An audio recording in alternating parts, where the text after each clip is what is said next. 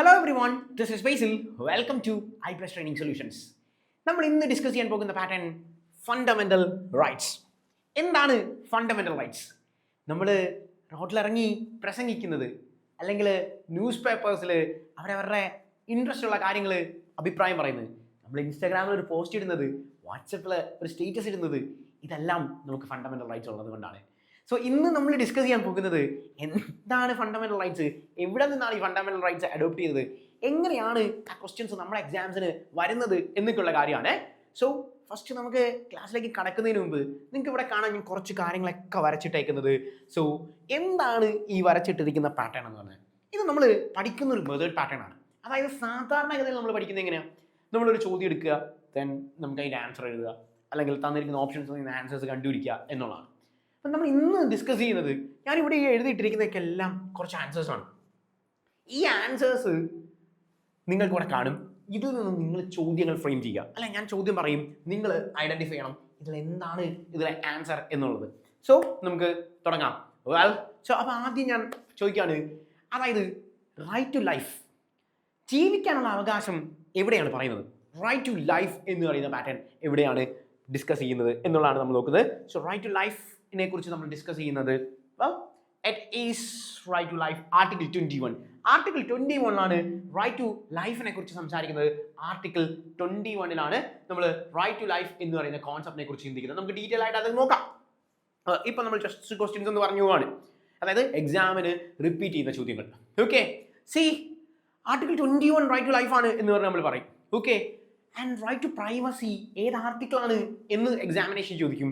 And അതിൽ ഓപ്ഷൻസിൽ article 21 കാണും, അതിൻ്റെ ആൻസറും ആർട്ടിക്കിൾ 21 തന്നെയാണ്.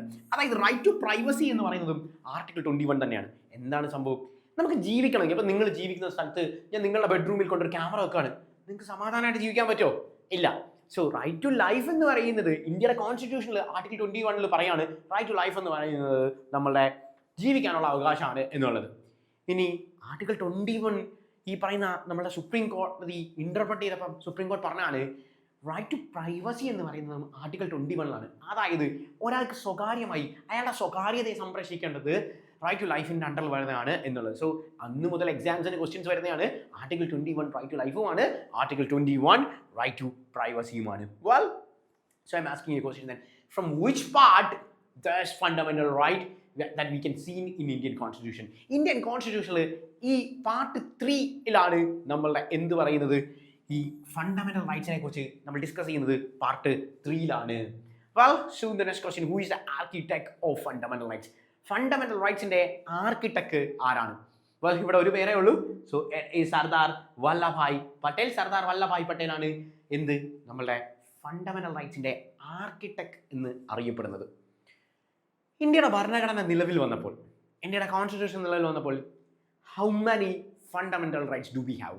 നമുക്ക് എത്ര ഫണ്ടമെന്റൽ റൈറ്റ്സ് ഉണ്ടായിരുന്നു എന്നുള്ളതാണ് ചോദിക്കുന്നത്. സോ ഇന്ത്യയുടെ ഭരണഘടന നിലവിൽ വന്നപ്പോൾ how many fundamentals did you have? Well, so 7 fundamental rights ആയിരുന്നു നമുക്ക് അന്നുണ്ടായിരുന്നത്. നെക്സ്റ്റ് ക്വസ്റ്റ്യൻ, അറ്റ് പ്രസന്റ് ഇപ്പം എത്ര ഫണ്ടമെന്റൽ റൈറ്റ്സ് ഉണ്ട്? ഇപ്പം എത്ര ഫണ്ടമെന്റൽ റൈറ്റ്സ് ഉണ്ട് എന്നാണ് ചോദ്യമെങ്കിൽ, it is article 6. Sorry, not article 6 fundamental rights. 6 fundamental rights ആണുള്ളത്. So from where did we borrow this fundamental rights? എവിടെ നിന്നാണ് നമുക്ക് ഈ ഫണ്ടമെന്റൽ റൈറ്റ്സ് കിട്ടിയത്? ഫണ്ടമെന്റൽ റൈറ്റ്സ് കിട്ടിയത് it is from United States of America. United States of അമേരിക്കയിൽ നിന്നാണ് fundamental rights കിട്ടിയത്. Well, heart and soul of Indian constitution എന്നറിയപ്പെടുന്നത് എന്താണ്? Heart and soul of Indian constitution എന്നറിയപ്പെടുന്നത് it is article 32 constitutional remedy. Article 32 constitutional റെമഡിയാണ് heart and soul of Indian constitution എന്നറിയപ്പെടുന്നത്. Well, right to equality ഏത് fundamental right ആണ്? Right to equality it is article 14. Article 14 right to ഇക്വാലിറ്റിയെ കുറിച്ച് പറയുന്നത്. So you got confused. Well, എന്താണ് ഇതൊക്കെ എന്ന് നമുക്ക് നോക്കാം. എന്താണ് നമ്മളുടെ ഫണ്ടമെന്റൽ റൈറ്റ്സ്, എങ്ങനെയാണ് ഫണ്ടമെന്റൽ റൈറ്റ്സ് പഠിക്കുന്നത് എന്നുള്ള കാര്യം. വെൽ, സോ നമ്മൾ ഡിസ്കസ് ചെയ്യാൻ പോകുന്ന പാറ്റേൺ ഫണ്ടമെന്റൽ റൈറ്റ്സ് ആണ്. ആദ്യം നമുക്കൊരു ചോദ്യം നോക്കാം. ആ ചോദ്യ പാറ്റേൺ നമുക്ക് ചെയ്യാൻ പറ്റുന്നുണ്ടോ എന്നുള്ള കാര്യം നോക്കി കഴിയുമ്പോൾ നിങ്ങൾക്ക് എളുപ്പത്തിൽ ഐഡന്റിഫൈ ചെയ്യാൻ പറ്റുന്ന ഒരു ക്വസ്റ്റ്യൻ പാറ്റേൺ ആണ്. Well, so which article guarantees the right to equality before law? This is the question. Which article guarantees the right to equality before law? ഇന്ത്യയിൽ നമ്മളുടെ ഈ പറയുന്ന റൈറ്റ് ടു ഇക്വാലിറ്റി എന്ന് പറയുന്നത് ഏത് ഫണ്ടമെന്റൽ റൈറ്റിലാണ് പറഞ്ഞിരിക്കുന്നത് എന്നുള്ളതാണ് ചോദിച്ചിരിക്കുന്നത്. Article 12, article 14, article 16, article 18. Article 14ലാണ് എന്ത് റൈറ്റ് ടു ഇക്വാലിറ്റിയെ കുറിച്ച് പറയുന്നത്. ആർട്ടിക്കിൾ 14ലാണ്. ഇനി എന്താണ് നമ്മുടെ ഫണ്ടമെന്റൽ റൈറ്റ്? അതാണല്ലോ നമ്മുടെ ചോദ്യം. എന്താണ് ഫണ്ടമെന്റൽ റൈറ്റ്സ് എന്ന് പറയുന്ന പാറ്റേൺ നമ്മൾ പഠിക്കാൻ പോകുകയാണ്. പഠിക്കാൻ പോകുന്നതിന് മുമ്പ് നമുക്ക് ഫണ്ടമെന്റൽ റൈറ്റ്സ് എന്തൊക്കെയാണ് എന്നുള്ള കാര്യം കൃത്യമായിട്ട് നോക്കാം. അതായത് 6 ഫണ്ടമെന്റൽ റൈറ്റുകൾ ആണ് നിലവിലെ സാഹചര്യത്തിൽ നമുക്ക് ഉള്ളത് എന്ന് പറഞ്ഞു. 7 ഫണ്ടമെന്റൽ റൈറ്റ്സ് ഉണ്ടായിരുന്നു എന്നുള്ള കാര്യവും നമ്മൾ പറഞ്ഞു. അപ്പോൾ സ്വാഭാവികമായിട്ടും ഏത് ഫണ്ടമെന്റൽ റൈറ്റിനെയാണ് നമ്മൾ എടുത്തു കളഞ്ഞത് എന്നുള്ളതാണ് നമ്മൾ എക്സാമിനേഷൻ ചോദിക്കുന്നത്. സോ റൈറ്റ് ടു പ്രോപ്പർട്ടി എന്ന് പറയുന്ന ഫണ്ടമെന്റൽ റൈറ്റിനെയാണ് നമ്മൾ എലിമിനേറ്റ് ചെയ്ത് കളഞ്ഞത്.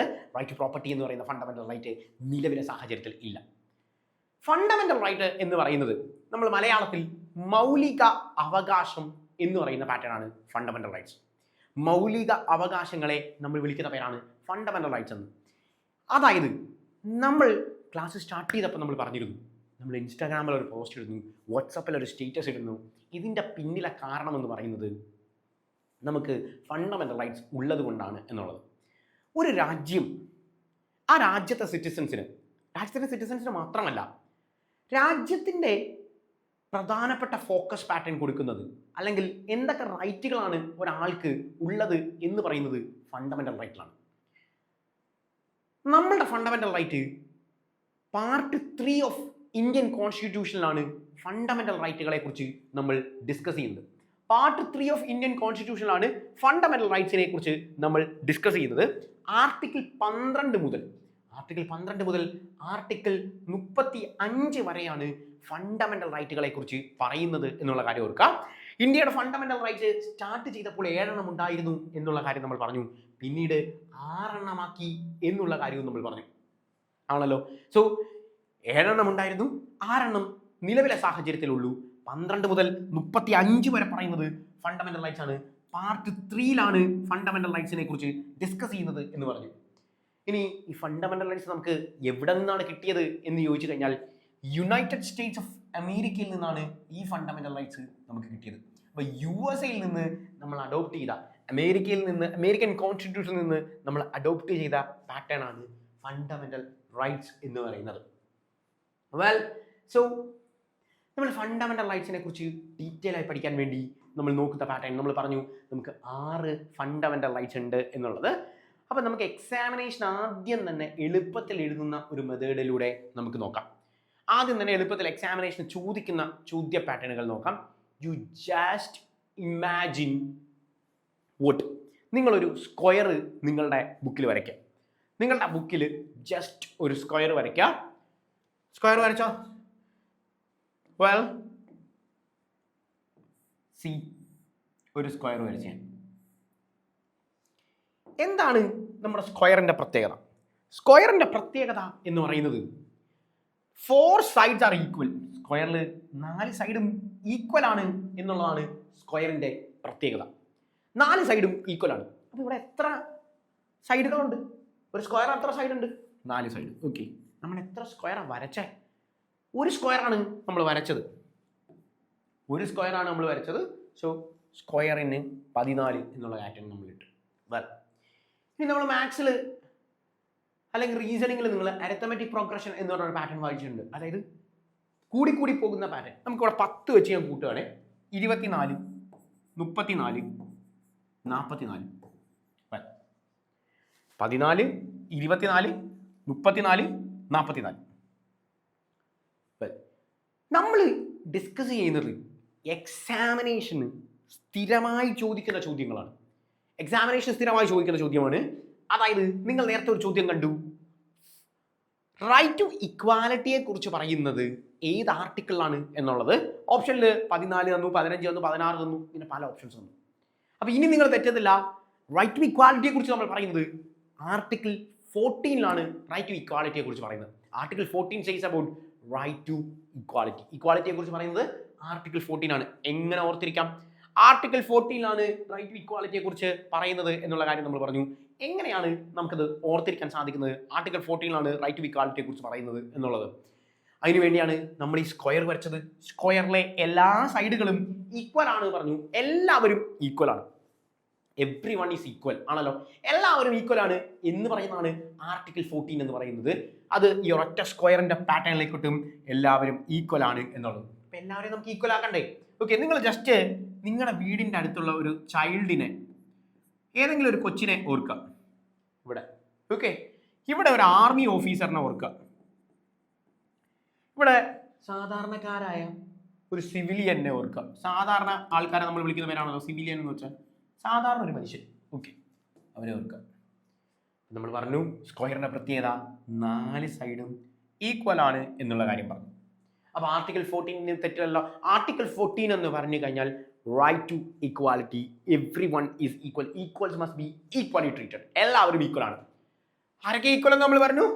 ചൈൽഡ് ഈക്വൽ ആണെന്ന് പറഞ്ഞു, ആർമി ഓഫീസർ ഈക്വൽ ആണെന്ന് പറഞ്ഞു, സാധാരണ ഒരു സിവിലിയൻ ഈക്വൽ ആണെന്ന് പറഞ്ഞു. അപ്പോൾ എല്ലാവരും ഈക്വൽ ആണ് എന്നുള്ളത് തന്നിരിക്കുന്ന ഓപ്ഷൻസ് നിന്ന് കിട്ടും. Article 14 says about right to equality. അപ്പോൾ ഇനി ആർട്ടിക്കിൾ 24 എന്താ? ആർട്ടിക്കിൾ 24 അവിടെ നമ്മളൊരു കുട്ടിയല്ലേ കണ്ടേ? കുട്ടിയുടെ പ്രത്യേകത നമ്മൾ പറഞ്ഞു. അതായത് കുട്ടി എന്ന് പറഞ്ഞാൽ ചൈൽഡാണ്. ചൈൽഡാണ് കുട്ടി എന്ന് പറയുന്നത്, ചൈൽഡാണ്. സോ ആർട്ടിക്കിൾ 24 പറയുന്നത് abolition of child labour. Abolition of child labour ആണ് എന്ത്? നമ്മളുടെ ആർട്ടിക്കിൾ 24 പറയുന്ന abolition of child labour. So abolition of child ലേബറിനെ ഡിസ്ക്രൈബ് ചെയ്യുന്നത് ആർട്ടിക്കിൾ 24 ആൻഡ് ആർട്ടിക്കിൾ 34 എന്ന് പറയുന്നത് ആർമി ലോ ആണ്. ആർട്ടിക്കിൾ 34 ആർമി ലോ ആണ്. ആർമിയുമായി ബന്ധപ്പെട്ട ലോ ആണ് ആർട്ടിക്കിൾ 34. ആർട്ടിക്കിൾ 44 എന്ന് പറയുന്നത് യൂണിഫോം സിവിൽ കോഡാണ്. യൂണിഫോം സിവിൽ കോഡിനെ കുറിച്ച് പറയുന്നത് ആർട്ടിക്കിൾ 44 അതിനാണ് നമ്മൾ സിവിലിയൻസ് എന്ന് പറഞ്ഞ കോൺസെപ്റ്റ് ഉപയോഗിച്ചത്. Article 44 uniform civil code. ശ്രദ്ധിക്കേണ്ട കാര്യം എന്ന് പറയുന്നത് യൂണിഫോം സിവിൽ കോഡ് ഒരു ഫണ്ടമെന്റൽ റൈറ്റ് അല്ല. ബാക്കി ഈ 3 കാര്യങ്ങളും ഫണ്ടമെന്റൽ റൈറ്റ് ആണ്. നമ്മൾ ഫണ്ടമെന്റൽ റൈറ്റ്സിനെ കുറിച്ചാണ് പഠിക്കുന്നത്. സോ ഈ സ്ക്വയർ കംപ്ലീറ്റ് ചെയ്യാൻ വേണ്ടി നിങ്ങൾക്ക് എക്സാമിനേഷൻ യൂണിഫോം സിവിൽ കോഡ് സ്ഥിരം വേണ്ടി ചോദിക്കാറുണ്ട്. പക്ഷെ അതൊരു ഫണ്ടമെന്റൽ റൈറ്റ് അല്ല എന്നുള്ള കാര്യം ഓർക്കുക. ബാക്കി ഈ പറയുന്ന കാര്യങ്ങളെല്ലാം fundamental right. So if they may ask question that abolition of child labour, ബാലവേല നിരോധനത്തിനെ കുറിച്ച് ഏത് ആർട്ടിക്കിൾ ആണ് എഴുതുന്നതെന്ന് വെച്ചാൽ you can easily from the pictorial method you can usually connect that article 24 says about abolition of child labour. Child ലേബറിനെ കുറിച്ച്, child labour നിരോധിക്കണമെന്ന് പറഞ്ഞിരിക്കുന്നത് എവിടെയാണ് എന്നുള്ളത് നമുക്ക് എളുപ്പത്തിൽ കിട്ടും. ആർട്ടിക്കിൾ 24 അബോളിഷൻ ഓഫ് ചൈൽഡ് ലേബറിനെ കുറിച്ച് നമ്മൾ ഡിസ്കസ് ചെയ്യുന്നത് എന്നുള്ള കാര്യം നമുക്ക് അവിടെ എളുപ്പത്തിൽ ഐഡന്റിഫൈ ചെയ്യാൻ സാധിക്കും. അപ്പം നമുക്ക് ഡീറ്റെയിൽ ആയിട്ട് നോക്കാം ഏതൊക്കെയാണ് ഈ പറയുന്ന ഫണ്ടമെന്റൽ റൈറ്റ്സ് എന്നുള്ള കാര്യം ഡീറ്റെയിൽ ആയിട്ട് നമുക്ക് നോക്കാം. വെൽ, എന്താണ് ഫണ്ടമെന്റൽ റൈറ്റ്സ് എന്നുള്ള പാറ്റേണും കൂടി നമുക്ക് അവിടെ നിന്ന് കിട്ടും എന്നുള്ളതാണ് പ്രത്യേകത. So fundamental rights are guaranteed by the Constitution of India to ensure equality, freedom and justice to all citizens. See, equality കിട്ടാൻ വേണ്ടി, then ഫ്രീഡത്തിന് വേണ്ടി, ജസ്റ്റിസിന് വേണ്ടി, എല്ലാ സിറ്റിസൺസിനും ഈ സാധനങ്ങളൊക്കെ കിട്ടാൻ വേണ്ടി നമ്മളുടെ ഇന്ത്യ ഗ്യാരണ്ടി ചെയ്തിരിക്കുന്ന ഒന്നാണ് ഫണ്ടമെന്റൽ റൈറ്റ്സ് എന്നുള്ളത്. നമുക്ക് അവിടെ പഠിക്കാനുള്ളത് these are mentioned in the part 3 of Indian Constitution. So part 3 of Indian Constitution says about fundamental rights. Fundamental rights ലാണ് part 3 Indian Constitution part 3 they may ask repeatedly that in which part of Indian Constitution says about this fundamental right, then you can easily write that part 3 of Indian Constitution says about this fundamental right. അപ്പോൾ part 3 നമ്മൾ കാണുന്ന ഒന്നാണ് എന്ത്? ഈ fundamental right എന്ന് പറയുന്ന pattern part 3 നമ്മൾ discuss ചെയ്യുന്നത്. സോ ഫണ്ടമെന്റൽ റൈറ്റിനെ കുറിച്ച് നമ്മൾ ഡിസ്കസ് ചെയ്യുന്നത് പാർട്ട് 3 എന്ന് പറഞ്ഞു. ആർട്ടിക്കിൾ 12 മുതൽ 35 വരെ, ആർട്ടിക്കിൾ 12 മുതൽ 35 വരെ പറയുന്നത് ഫണ്ടമെന്റൽ റൈറ്റ്സിനെ കുറിച്ചാണ്. So if someone asks in a statement question that article 12 മുതൽ ആർട്ടിക്കിൾ 35 വരെ എന്തിനെ കുറിച്ചാണ് പറയുന്നത് എന്ന് പറഞ്ഞു കഴിഞ്ഞാൽ ഫണ്ടമെന്റൽ റൈറ്റ്സിനെ കുറിച്ച് പറയുന്ന പാറ്റേൺ ആണ്. Well, so they are justiciable, meaning citizens can go court if these rights are violated. What it means എന്താണ് സംഭവം? എക്സാമിനേഷന് ചോദിക്കും ഫണ്ടമെന്റൽ റൈറ്റ്സ് ജസ്റ്റിസബിൾ ആണോ എന്നുള്ളത്. അപ്പം നമ്മൾ പറയും അതെ, ഫണ്ടമെന്റൽ റൈറ്റ്സ് ജസ്റ്റിസബിൾ ആണ്. എന്ത് ജസ്റ്റിസബിൾ എന്ന് വെച്ചാൽ, അതായത് ഞാൻ പറഞ്ഞു ഇന്ത്യയുടെ കോൺസ്റ്റിറ്റ്യൂഷൻ നിങ്ങൾക്ക് 6 ഫണ്ടമെന്റൽ റൈറ്റ് തന്നിട്ടുണ്ട് എന്നുള്ള കാര്യം പറഞ്ഞു. നിലവിലെ സാഹചര്യത്തിൽ ഇന്ത്യയിൽ 6 ഫണ്ടമെന്റൽ റൈറ്റ് ഉണ്ട്. ഈ 6 ഫണ്ടമെന്റൽ റൈറ്റിൽ എവിടെയെങ്കിലും ഒരു വയലേഷൻ നടക്കുകയാണ് എന്ന് വിചാരിക്കുക. 6 ഫണ്ടമെന്റൽ റൈറ്റിൽ ഏതെങ്കിലും ഒരു ഫണ്ടമെന്റൽ റൈറ്റിൽ വയലേഷൻ നടക്കുകയാണെങ്കിൽ then you can approach the Supreme Court. നിങ്ങൾക്ക് സുപ്രീം കോടതിയെ സമീപിക്കാൻ സാധിക്കും എന്നുള്ളതാണ് പ്രത്യേകത. You can approach the Supreme Court by Article 32. Article 32 പ്രകാരം നിങ്ങൾക്ക് ഇന്ത്യയുടെ സുപ്രീം കോടതിയെ സമീപിക്കാൻ സാധിക്കും എന്നുള്ളതാണ് പ്രത്യേകത. So Article 32 says about this matter. Article 32 പ്രകാരം നിങ്ങൾക്ക് ഇന്ത്യയുടെ സുപ്രീം കോടതിയെ സമീപിക്കാൻ സാധിക്കും എന്നുള്ളതാണ് അഡ്വാൻറ്റേജ് എന്ന് പറയുന്നത്. So article 32 says about the Supreme Court till നിങ്ങൾക്ക് സമീപിക്കാൻ സാധിക്കും. അതുകൊണ്ട് ഈ പറയുന്ന ഫണ്ടമെന്റൽ റൈറ്റ് ജസ്റ്റിസബിൾ ആണോ എന്ന് ചോദിച്ചാൽ they are justiciable. അവർ ജസ്റ്റിസബിൾ ആണ് എന്നുള്ള കാര്യം ഓർക്കുക. വെൽ, അപ്പം നമ്മൾ ഫണ്ടമെന്റൽ റൈറ്റ്സ് ഡീറ്റെയിൽ ആയിട്ട് നോക്കുകയാണ്. ആർട്ടിക്കിൾ 14 ഓൾറെഡി നിങ്ങൾ പഠിച്ചു കഴിഞ്ഞു, കാരണം ഞാൻ സ്ക്വയർ ഒക്കെ വരച്ച് കാണിച്ചു തന്നെയാണ്. ആർട്ടിക്കിൾ 14 വേഗം പറയാനോട്. ആർട്ടിക്കിൾ 14 എന്താ? Article 14 every one is equal.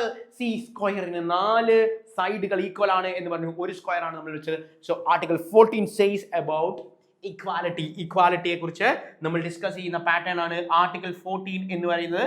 Equality ആണ്. Everyone is equal. See guarantees equality before law and prohibit discrimination. ഡിസ്ക്രിമിനേഷനെ പ്രൊഹിബിറ്റ് ചെയ്യുന്നത് ആർട്ടിക്കിൾ 14 മുതൽ 18 വരെയാണ്. വെൽ, നമുക്ക് എന്താണ് റൈറ്റ് ടു ഇക്വാലിറ്റി എന്ന് ആദ്യം പഠിച്ചിട്ട് ഡീറ്റെയിൽ ആയിട്ട് പോകാം. ആർട്ടിക്കിൾ 14 മുതൽ 18 വരെയാണ് ഇക്വാലിറ്റി എന്ന് പറയുന്ന കോൺസെപ്റ്റിൽ പറഞ്ഞിരിക്കുന്നത്. ഇക്വാലിറ്റി എന്ന് പറഞ്ഞാൽ എല്ലാവരും ഈക്വൽ ആണ് എന്ന് നമ്മൾ പറഞ്ഞു. അതിലെ ഓരോ കാര്യങ്ങൾ നോക്കാം. Everybody is equal before law. എല്ലാവരെയും തുല്യരായി കാണണം. സ്ക്വയർ നമ്മൾ വരച്ചതാണ്. എല്ലാവരും തുല്യരാണ് എന്ന് പറഞ്ഞ് നമ്മൾ വരച്ച ഒന്നാണ് square. Every one is equal എന്ന പ്രത്യേകത പറഞ്ഞ എല്ലാവരും തുല്യരാണ് എന്ന് പറഞ്ഞു. അതായത് ആൺകുട്ടികള്, പെൺകുട്ടികള്, ട്രാൻസ്ജെൻഡേഴ്സ് ഇവരെയൊക്കെ മാറ്റി നിർത്താൻ പാടുണ്ടോ? അല്ല. നിങ്ങൾ ബോയ്സ് ആണ് നിങ്ങളെ പഠിപ്പിക്കില്ല, നിങ്ങൾ ഗേൾസ് ആണ് നിങ്ങളെ പഠിപ്പിക്കില്ല, നിങ്ങൾ ട്രാൻസ്ജെൻഡേഴ്സ് ആണ് നിങ്ങളെ പഠിപ്പിക്കില്ല, അങ്ങനെയൊക്കെ പറയാൻ പറ്റോ? ഇല്ല. സി ഇന്ത്യയിൽ എല്ലാവരെയും ഈക്വൽ ആയിട്ടാണ് കാണുന്നത്. നിങ്ങൾ തമിഴനാണ്, നിങ്ങൾ ബംഗാളിയാണ്, നിങ്ങൾ ആസാമിയാണ്, നിങ്ങൾ മലയാളിയാണ്, ഇങ്ങനെ പറഞ്ഞ് എവിടെയെങ്കിലും മാറ്റി നിർത്താൻ പറ്റൂ? ഇല്ല. മാറ്റി നിർത്തിയാൽ എന്ത് ചെയ്യും? മാറ്റി നിർത്തിക്കഴിഞ്ഞാൽ ആർട്ടിക്കിൾ 32 പ്രകാരം നമ്മൾ സുപ്രീം കോടതിയിൽ പോകും. ഇതാണ് നമ്മൾ ഇച്ചിരി മുമ്പ് പറഞ്ഞത്. എന്ത്? It is justiciable. എനിക്ക് ഫണ്ടമെന്റൽ റൈറ്റ് ആർട്ടിക്കിൾ 14 പ്രകാരം ഇന്ത്യ എനിക്ക് നൽകിയ ഫണ്ടമെന്റൽ റൈറ്റ് ആണ് ആർട്ടിക്കിൾ 14. എനിക്ക് നൽകിയ ആർട്ടിക്കിൾ 14 പ്രകാരമുള്ള ആ ഫണ്ടമെന്റൽ റൈറ്റിൽ എന്തെങ്കിലും വയലേഷൻ വന്നു കഴിഞ്ഞാൽ then I will approach the Supreme Court by Article 32. Article 32 പ്രകാരം ഞാൻ സുപ്രീം കോടതിയെ സമീപിക്കും. So article 14 says that everyone is equal.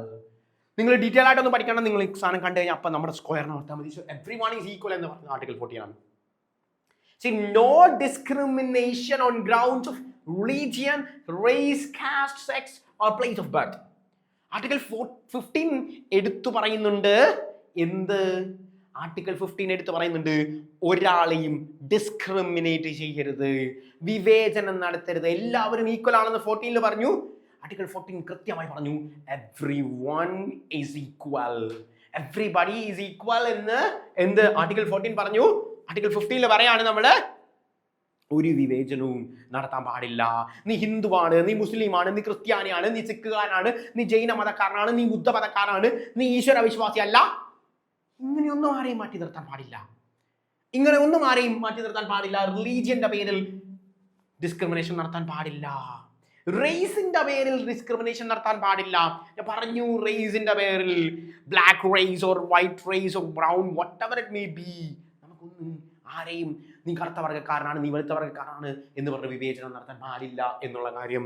Cast, നീ നായരാണ്, നീ ബ്രാഹ്മണനാണ്, നീ ഹിന്ദുവാണ്, സോറി നീ ഈഴവനാണ്, നീ ഷെഡ്യൂൾഡ് കാസ്റ്റാണ്, ഷെഡ്യൂൾഡ് ട്രൈബാണ് എന്നൊന്നും പറഞ്ഞ ആരെയും എന്ത് ചെയ്യാൻ പറ്റില്ല? ഡിസ്ക്രിമിനേഷൻ നടത്താൻ സാധിക്കില്ല. നീ ആങ്കൊച്ചാണ്, പെങ്കൊച്ചാണ്, ട്രാൻസ്ജെൻഡർ ആണ് എന്ന് പറഞ്ഞാൽ ചെയ്യാൻ പറ്റില്ല. നീ തമിഴനാണ്, ബംഗാളിയാണ്, നീ ആന്ധ്രാക്കാരനാണ്, മലയാളിയാണ് എന്ന് പറഞ്ഞാൽ article 15 clearly says that you can not discriminate anyone. ആരെയും ഡിസ്ക്രിമിനേറ്റ് ചെയ്യാൻ പാടില്ല എന്നുള്ളത്. And Article 16 says that equal opportunity in public employment. Public എംപ്ലോയ്മെന്റിൽ ഈക്വൽ ഓപ്പർച്യൂണിറ്റി കൊടുക്കണം എന്ന് പറഞ്ഞ പാറ്റേൺ ആണ് ആർട്ടിക്കിൾ 16. അപ്പൊ ആർട്ടിക്കിൾ 16 കൃത്യമായി പറഞ്ഞിട്ടുണ്ടായിരുന്നു, അതായത് നമ്മളുടെ ഈക്വൽ ഓപ്പർച്യൂണിറ്റി പബ്ലിക് എംപ്ലോയ്മെന്റുകളിലുണ്ട്. നമ്മൾ എഴുതുന്ന എക്സാമുകൾക്ക് ഈക്വൽ ഓപ്പർച്യൂണിറ്റി നമുക്ക് തരുന്നില്ലേ? സി, നമ്മൾ ആരെങ്കിലും മാറ്റി നിർത്തുന്നുണ്ടോ? നീ ഇന്ന സമുദായത്തിൽപ്പെട്ടവരാണ്, നിനക്ക് എക്സാം എഴുതാൻ പറ്റില്ല എന്ന് പറഞ്ഞിട്ടുണ്ടോ? അല്ലെ നീ തമിഴനാണ്, നിനക്ക് എക്സാം എഴുതാൻ പറ്റില്ല എന്ന് പറഞ്ഞിട്ടുണ്ടോ? അല്ലെ നീ മലയാളിയാണ്, നിനക്ക് എക്സാം എഴുതാൻ പറ്റില്ല എന്ന് പറഞ്ഞിട്ടുണ്ടോ? ഇല്ല. കാരണം എന്താ? അങ്ങനെ പറഞ്ഞാൽ ഞാൻ ആർട്ടിക്കിൾ 32 പ്രകാരം സുപ്രീം കോടതി പോകും. സി, ബിക്കോസ് സുപ്രീം കോടതി says that according to the Indian Constitution, Article 16 says that equal opportunity in public employment. എനിക്ക് പബ്ലിക് എംപ്ലോയ്മെന്റിൽ ഈക്വൽ ഓപ്പർച്യൂണിറ്റി കിട്ടാനുള്ള അധികാരമുണ്ട് എന്ന് എൻ്റെ ഫണ്ടമെന്റൽ റൈറ്റ് പറയുന്നുണ്ട്. This is the pattern. So we are moving to Article 17, abolition of untouchability. So abolition of untouchability is very very important. എന്താ important? നമുക്കറിയാം, നമ്മളുടെ ഫാദർ ഓഫ് നേഷൻ ഗാന്ധിയുടെ പ്രധാനപ്പെട്ട ലക്ഷ്യങ്ങളിൽ ഒന്നായിരുന്നു എന്ത്? അൺടച്ചബിലിറ്റി നിരോധിക്കുക എന്നുള്ളത്, അല്ലെങ്കിൽ അൺടച്ചബിലിറ്റി ഇല്ലാതാക്കുക. മലയാളത്തിൽ നമ്മൾ തൊട്ടുകൂടായ്മ എന്ന് പറയുന്ന പാറ്റേൺ പറയുന്നത്. തൊട്ടുകൂടായ്മ എന്ന് പറയുന്ന പാറ്റേൺ ആണ് അബോളിഷൻ ഓഫ് അൺടച്ചബിലിറ്റി എന്ന് ആർട്ടിക്കിൾ 17 നമ്മൾ ഡിസ്ക്ലോസ് ചെയ്തിരിക്കുന്ന പാറ്റേൺ. അൺടച്ചബിലിറ്റി, തൊട്ടുകൂടായ്മ. അതായത് പണ്ട് കാലഘട്ടത്തിൽ മേൽജാതിക്കാർ വരുമ്പോൾ താഴ്ന്ന ജാതിക്കാർ മാറി നിൽക്കണം എന്നുണ്ടായിരുന്നു. ഇന്ന് അങ്ങനെയാണോ? ഇന്ന് നമ്മൾ ഒരുമിച്ച് ഫുഡ് കഴിക്കുന്നു, ഒരുമിച്ച് നടക്കുന്നു, ഒരുമിച്ച് ജീവിക്കുന്നു. അതെന്തുകൊണ്ടാണ്? അൺടച്ചബിലിറ്റി ഇന്ത്യയിൽ ഇല്ലാത്തത് കൊണ്ടാണ്. സി, ഗാന്ധിയുടെ പേരിൽ ഇന്ത്യൻ ഭരണഘടന പാസാക്കിയ ആർട്ടിക്കിൾ ഏതാണ് എന്ന് ചോദിച്ചാലും ആർട്ടിക്കിൾ 17 കുറിച്ച് ഓർക്കണം. അതുകൊണ്ടാണ് ഞാൻ ഡീറ്റെയിൽ ആയിട്ട് ഗാന്ധിയുടെ കാര്യമെല്ലാം പറഞ്ഞത്. സോ ആർട്ടിക്കിൾ 17 എന്ത്? ഗാന്ധിയുടെ പേരിൽ നമ്മൾ ഫോളോ ചെയ്തത്. അപ്പൊ അബോളിഷൻ ഓഫ് അൺടച്ചബിലിറ്റി എന്ന് പറയുന്ന pattern article 17 untouchability. C, untouchability. Well, നമുക്കിവിടെ ഓർത്തിരിക്കാം. സി, കണ്ടോ? അൺടച്ചബിലിറ്റി ഇതാ ആർട്ടിക്കിൾ 17 എല്ലാവരും ഈക്വൽ ആയത് കൊണ്ട് ഇതൊക്കെ എടുത്ത് കളഞ്ഞു. കണ്ടോ? സി, എല്ലാവരെയും യോജിപ്പിച്ച്. പണ്ടാണെങ്കിൽ മാറി നിൽക്കണമായിരുന്നു കേട്ടോ, മാറി നിൽക്കണമായിരുന്നു. അതിനെ മാറ്റിയതാ, മാറി നിൽക്കണമായിരുന്നു. ഒരടി എങ്ങനെ മാറി നിൽക്കണം എന്ന് പറയാ. സി, നീ എൻ്റെ അടുക്കുന്ന ഒരടി അങ്ങ് മാറി നിൽക്കണം. ഇപ്പം അതില്ല. everyone is equal. From the pictorial representation you can easily identify that Article 17 says about abolition of untouchability. Untouchability abolish ചെയ്തിരിക്കുന്ന ആർട്ടിക്കിൾ 17 well, നമ്മൾ റൈറ്റ് ടു ഇക്വാളിറ്റി എന്ന് പറയുന്ന ആദ്യത്തെ ഫണ്ടമെന്റൽ റൈറ്റേ ആയുള്ളൂ. ആർട്ടിക്കിൾ 14 മുതൽ 18 വരെ ഇക്വാലിറ്റിയെ കുറിച്ചാണ് പറഞ്ഞത്. അതിൽ തന്നെ എക്സാമിനേഷന് എന്തിനാ നമ്മളിങ്ങനെ ഡീറ്റെയിൽ ആയിട്ട് നോക്കിയെന്നറിയാവോ? എക്സാമിനേഷന് നമ്മളോട് ചോദിക്കും, സി, നമ്മളുടെ അൺടച്ചബിലിറ്റിയെ കുറിച്ച് എവിടെയാണ് പറഞ്ഞേക്കുന്നതെന്ന് ചോദിച്ചിട്ട് ആർട്ടിക്കിൾ 14 തരും, 16 തരും, 17 തരും, എല്ലാം തരും. ആർട്ടിക്കിൾ 14, ആർട്ടിക്കിൾ 16, ആർട്ടിക്കിൾ 17 എന്നൊക്കെ പറഞ്ഞു തരുമ്പം അതിനാണ് ഞാൻ വരച്ചിട്ട് കാണിച്ചത് ഈ സാധനം ഒരുമിച്ച് നിൽക്കുന്ന പാറ്റേൺ. അപ്പൊ ആർട്ടിക്കിൾ 17 എന്ത്?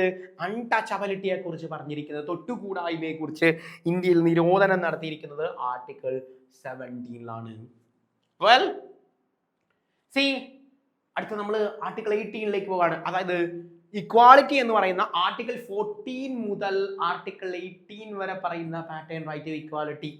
ഫണ്ടമെന്റൽ റൈറ്റ്സ് എത്ര വരെയാ? ഫണ്ടമെന്റൽ റൈറ്റ്സ് 12 മുതൽ 35 വരെയാണ് എന്ന് നമ്മൾ പറഞ്ഞു. എത്രാമത്തെ പാർട്ടില?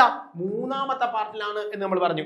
ആരാണ് ആർക്കിടെക്ട് ഓഫ് ഫണ്ടമെന്റൽ റൈറ്റ്സ് എന്നറിയപ്പെടുന്നത്? ഫണ്ടമെന്റൽ റൈറ്റ്സിന്റെ ആർക്കിടെക്ട് എന്നറിയപ്പെടുന്നത് ഇന്ത്യയുടെ അയൺമാൻ, ഇന്ത്യയുടെ ബിസ്മാർക്ക് എന്നൊക്കെ അറിയപ്പെടുന്ന സർദാർ വല്ലഭായ് പട്ടേലാണ്. ഇന്ത്യയുടെ ആദ്യത്തെ ഹോം അഫയേഴ്സ് മിനിസ്റ്റർ ആണ്, ഇന്ത്യയുടെ ആദ്യത്തെ ഡെപ്യൂട്ടി പ്രൈം മിനിസ്റ്റർ ആണ്.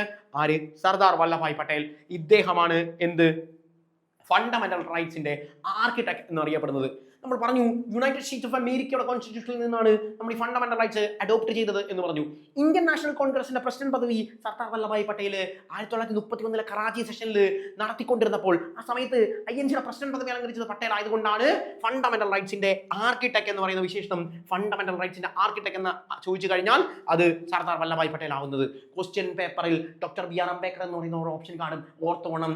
Doctor BR Ambedkar architect of Indian constitution ആണ്.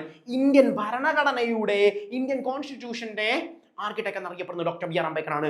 എന്നാൽ ഫണ്ടമെന്റൽ റൈറ്റ്സിന് ആർക്കിടെക്ട് എന്നറിയപ്പെടുന്നത് സർദാർ വല്ലഭായ് പട്ടേലാണ്. ഇന്ത്യയുടെ ബിസ്മാർക്ക് എന്നറിയപ്പെടുന്നത് സർദാർ വല്ലഭായ് പട്ടേലാണ്. ഇന്ത്യയുടെ ഹോം അഫയേഴ്സ് മിനിസ്റ്ററായ ആദ്യത്തെ വ്യക്തിയും സർദാർ വല്ലഭായ് പട്ടേലാണ്. ഇന്ത്യയുടെ ഡെപ്യൂട്ടി പ്രൈം മിനിസ്റ്ററായ ആദ്യത്തെ വ്യക്തിയും സർദാർ വല്ലഭായ് പട്ടേലാണ്. ഇന്ത്യയുടെ ഉരുക്കു മനുഷ്യൻ അയൺമാൻ എന്നറിയപ്പെടുന്ന ആദ്യത്തെ വ്യക്തിയും അല്ലെങ്കിൽ ഇന്ത്യയുടെ അയൺമാൻ എന്നറിയപ്പെടുന്ന വ്യക്തിയും സർദാർ വല്ലഭായ് പട്ടേൽ തന്നെയാണ് എന്നുള്ള കാര്യം ഓർക്കുക. So abolition of titles article 18 പറയുന്നത്. എന്താണ് സംഭവം? എക്സെപ്ഷൻസ് ഉണ്ട്. അക്കാഡമിക് മിലിറ്ററി ടൈറ്റിൽസിനൊന്നും പ്രശ്നമില്ല, ഒന്നുമില്ല. ടൈറ്റിൽസ് കൊടുക്കാൻ പാടില്ല എന്ന് പറയുന്ന പാറ്റേൺ. എന്താണ് ടൈറ്റിൽസ്? സാധാരണഗതിയിൽ ബ്രിട്ടീഷ് ഗവൺമെന്റ് കൊടുത്തിരുന്ന ഒരു പരിപാടിയായിരുന്നു ടൈറ്റിൽസ് കൊടുക്കുമ്പോൾ എന്താ ഗുണം? ബ്രിട്ടീഷ് ഗവൺമെന്റിനോട് ഒരു ആദ്യ വിധേയത്വം നമുക്കുണ്ടായിരുന്നു. വെൽ, നിങ്ങൾ കേട്ടിട്ടുണ്ടായിരിക്കും സർ രവീന്ദ്രനാഥ് ടാഗോറിന്റെ മുമ്പിൽ ഉണ്ടായിരുന്ന ഒരു ടൈറ്റിൽ ആയിരുന്നു സർ സി പി എന്ന് പറഞ്ഞാൽ സർ സി പി നിങ്ങൾ കേട്ടിട്ടുണ്ടായിരിക്കും. സോ സർ സി പി കേരളത്തിൽ നിന്നുള്ളതാണ്. പിന്നീട് ഈ രവീന്ദ്രനാഥ് ടാഗോർ ജാലിയൻവാല ബാഗ് മാസക്കറെ മൂലം സർ എന്ന് പറഞ്ഞ പദവി വേണ്ട എന്ന് വെച്ചു. ഇതാണ് ടൈറ്റിൽ എന്ന് പറയുന്ന പാറ്റേൺ. അപ്പൊ നിങ്ങൾ കേട്ടിട്ടുണ്ടായിരിക്കും ലെഫ്റ്റനന്റ് കേണൽ എന്ന് നിങ്ങൾ കണ്ടിട്ടുണ്ടായിരിക്കും, മേജർ എന്ന് പറഞ്ഞു കൊടുക്കും. അതൊക്കെ ഇപ്പോഴും വെക്കാറുണ്ടല്ലോ. നിങ്ങൾ കണ്ടിട്ടുണ്ടായിരിക്കും ആളുകളുടെ പേരിന്റെ മുമ്പിൽ ലെഫ്റ്റനന്റ് കേണൽ, മേജർ, ക്യാപ്റ്റൻ എന്നൊക്കെ പറഞ്ഞ് നമ്മൾ കണ്ടിട്ടുണ്ടായിരിക്കും. അതെന്താ സംഭവം? അതാണ് പറഞ്ഞ ആർട്ടിക്കിൾ 18 എക്സെപ്ഷൻ കൊടുത്തിട്ടുണ്ട്. ആർക്കാണ്? മിലിറ്ററി ഓഫീസേഴ്സിന് കുഴപ്പമില്ല, അക്കാഡമീഷ്യൻസിന് കുഴപ്പമില്ല. അതുകൊണ്ടാണ് നമ്മൾ ഡോക്ടർ എന്ന് പറഞ്ഞ ടൈറ്റിൽ വെക്കാറില്ലേ? PhD ഒക്കെ കംപ്ലീറ്റ് ചെയ്ത് ഡോക്ടർ എന്ന് നിങ്ങളുടെ പേരിനാകുമ്പോൾ വെക്കുന്നത്. വൈ? Because this pattern. അപ്പൊ ആർട്ടിക്കിൾ 14 മുതൽ 18 വരെ ഇക്വാലിറ്റി ആണ് നടക്കുന്നത്. എന്തിനാണെന്ന് വെച്ചാൽ ടൈറ്റിൽസ് കൊടുത്തു കഴിഞ്ഞാൽ ഇക്വാലിറ്റി നഷ്ടപ്പെടില്ലേ? അപ്പൊ ആ ടൈറ്റിൽസ് ഇക്വാലിറ്റി നഷ്ടപ്പെടാതിരിക്കാൻ വേണ്ടിയാണ് എന്ത് ടൈറ്റിൽസിനെ നമ്മൾ നിരോധിച്ചു കൊടുത്തത്. പക്ഷെ അവിടെയും എക്സെപ്ഷൻസ് ഉണ്ട്. എക്സെപ്ഷൻസ് ആർക്കാണ്? മിലിറ്ററി ഓഫീസേഴ്സിന് എക്സെപ്ഷൻസ് ഉണ്ട്, അക്കാഡമിഷ്യൻസിന് എക്സെപ്ഷൻസ് ഉണ്ട് എന്ന് പറയുന്നത്. അപ്പൊ നമ്മൾ പഠിച്ച ഫണ്ടമെന്റൽ റൈറ്റ് എന്ന് പറയുന്ന പാറ്റേൺ ആർട്ടിക്കിൾ 12 മുതൽ 35 വരെയാണ്. സർദാർ വല്ലഭായ് പട്ടേലാണ് അതിന്റെ ആർക്കിടെക്ട് എന്നുള്ള കാര്യം നമ്മൾ പറഞ്ഞു. ആൻഡ് ഈ പറയുന്ന ഫണ്ടമെന്റൽ റൈറ്റ്സ് ജസ്റ്റിഫയബിൾ ആണ് എന്നുള്ളത് എക്സാമിന് സ്റ്റേറ്റ്മെന്റ് കയറി ചോദിക്കും. ജസ്റ്റിഫയബിൾ ആണോ എന്ന് ചോദിച്ചാൽ ആണ്. കാരണം ഈ പറഞ്ഞ ഏതെങ്കിലും ഫണ്ടമെന്റൽ റൈറ്റിൽ നമ്മൾ ഇന്ന് പഠിച്ച ഫണ്ടമെന്റൽ റൈറ്റ് 14 മുതൽ 18 വരെയുള്ളതിൽ ഏതെങ്കിലും ഒന്നോ ഞാൻ ഇന്ന ജാതിയിൽപ്പെട്ടതാണ് എന്ന് പറഞ്ഞ് എന്നെ മാറ്റി നിർത്തുകയാണെങ്കിൽ ഞാൻ അപ്രോച്ച് ചെയ്യും. എങ്ങോട്ട്? ഞാൻ സുപ്രീം കോടതിയിൽ അപ്രോച്ച് ചെയ്യും. ആർട്ടിക്കിൾ 32 പ്രകാരം സുപ്രീം കോടതിയെ ഞാൻ അപ്രോച്ച് ചെയ്യും. ആർട്ടിക്കിൾ 32 പ്രകാരം സുപ്രീം കോടതിയെ എനിക്ക് സമീപിക്കാൻ സാധിക്കും. കാരണം ദിസ് ഫണ്ടമെന്റൽ റൈറ്റ്സ് ആർ ജസ്റ്റിസബിൾ. നമ്മൾ പറഞ്ഞു 7 ഫണ്ടമെന്റൽ റൈറ്റ് ഭരണഘടന നിലവിൽ വന്നപ്പോൾ ഉണ്ടായിരുന്നു. നിലവിലെ സാഹചര്യത്തിൽ 6 ഫണ്ടമെന്റൽ റൈറ്റ്സേ നമുക്കുള്ളൂ എന്നുള്ള കാര്യം പറഞ്ഞു. പാർട്ട് 3 ഓഫ് ഇന്ത്യൻ കോൺസ്റ്റിറ്റ്യൂഷൻ ആണ് ഫണ്ടമെന്റൽ റൈറ്റ്സിനെ കുറിച്ച് ഡിസ്കസ് ചെയ്യുന്നത് എന്ന് പറഞ്ഞു. സ്വാഭാവികമായും എക്സാമിനേഷൻ നമ്മളോട് ചോദ്യം ചോദിക്കുമെന്ന് നിങ്ങൾക്ക് എക്സ്പെക്ട് ചെയ്യാം. അതായത് 7 ഉണ്ടായിരുന്നു, ഇപ്പൊ 6 അപ്പൊ പിന്നെ ഏതാ എടുത്ത് കളഞ്ഞത്? ഏതായിരിക്കും എടുത്തു കളഞ്ഞത്? റൈറ്റ് ടു പ്രോപ്പർട്ടിയാണ്. റൈറ്റ് ടു പ്രോപ്പർട്ടിയാണ് എന്ത് എടുത്തു കളഞ്ഞത്? റൈറ്റ് ടു പ്രോപ്പർട്ടിയാണ്, അതായത് സ്വത്തവകാശം. അപ്പൊ എക്സാമിന് സ്വാഭാവികമായിട്ട് ഒരു ചോദ്യം ചോദിക്കും, what is the status of right to property now? ഇപ്പോൾ റൈറ്റ് ടു പ്രോപ്പർട്ടി എന്താണ് എന്ന് ചോദിക്കും. ഇപ്പോൾ റൈറ്റ് ടു പ്രോപ്പർട്ടി എന്താണ് എന്ന് ചോദിച്ചാൽ it is a legal right. Right to property എന്താണ് എന്നാണ് ചോദ്യമെങ്കിൽ അതൊരു ലീഗൽ റൈറ്റ് ആണ് എന്നുള്ള കാര്യം ഓർക്കുക. സോ റൈറ്റ് ടു പ്രോപ്പർട്ടി എന്ന് പറയുന്നത് ഒരു ലീഗൽ റൈറ്റ് ആണ്. So the status of right to property now it is a legal right. Well, so do study fundamental rights. അടുത്ത സെഷനിൽ നമുക്ക് ബാക്കി ഫണ്ടമെന്റൽ റൈറ്റ്സ് ഏതൊക്കെയാണ് എന്നുള്ള കാര്യം നോക്കാം. That's all. Thank you. By.